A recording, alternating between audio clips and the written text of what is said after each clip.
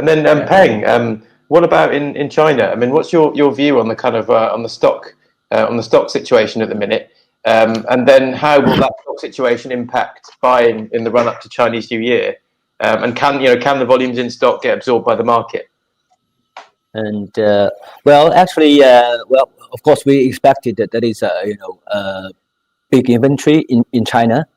As there is some evidence, because I speak to one of the exporters from Ecuador recently, that is from his point of view, Chinese importers has already lost the buying power. That means that is they could not sell the cargo and cash the cargo in time to keep them to place new orders to Ecuador. So I would say that is hard. The figures in China sometimes is hard to find the right one.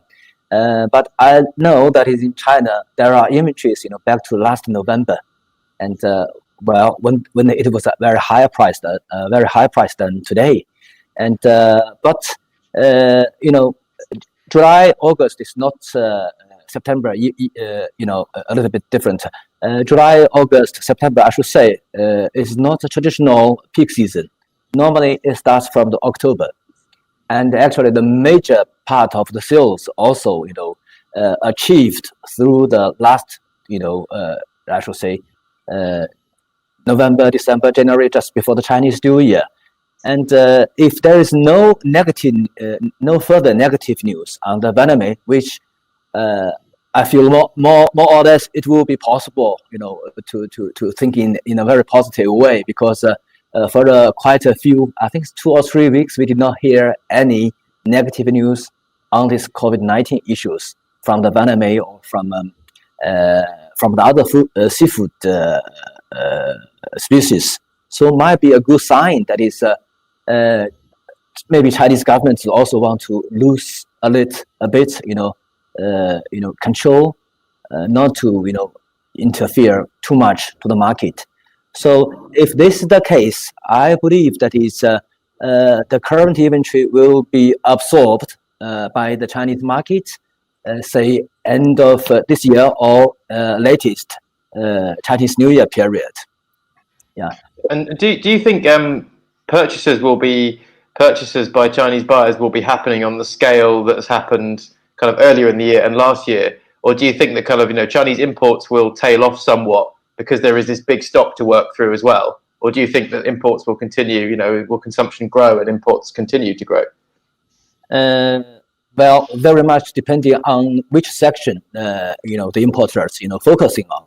And for example, we have this kind of brine frozen that is mainly for the retail section, and also have this block frozen that is mainly goes to the food service.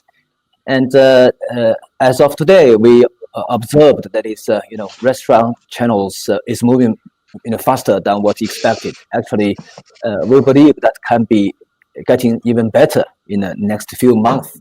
And but the big challenge it is from this brine frozen, that refers to this retail section. That one I said is just like what I explained. If it takes time, maybe 1 to 2 months before people to regain the confidence in consuming this Vietnam. This is my thinking. Yeah. Actually, sorry, Ben, carry on. Yeah. So if this your question, if Chinese importer will again place an order, I should say maybe for the size 40-50, those sizes suitable for these food service channels, there might be some repeating order, in a I should say maybe 1 month or 2 months, something like that. Yeah. And then on the kind of on the farmed shrimp side, do you see Ecuador continuing as the main supplier to China, or do you think kind of Chinese buyers will look to deal more with other countries, and also Ecuadorian suppliers look to diversify more with higher value-added input, given kind of the chaos that's happening? Or do you think that it will happen, it will revert to how it was before, with this kind of China and Ecuador being very intertwined with regards to farm shrimp? Well, already actually during this period, during this COVID-19 issue period, we already observed some importers started to switch to like Peru, like Venezuela, and even Saudi Arabia for shrimp.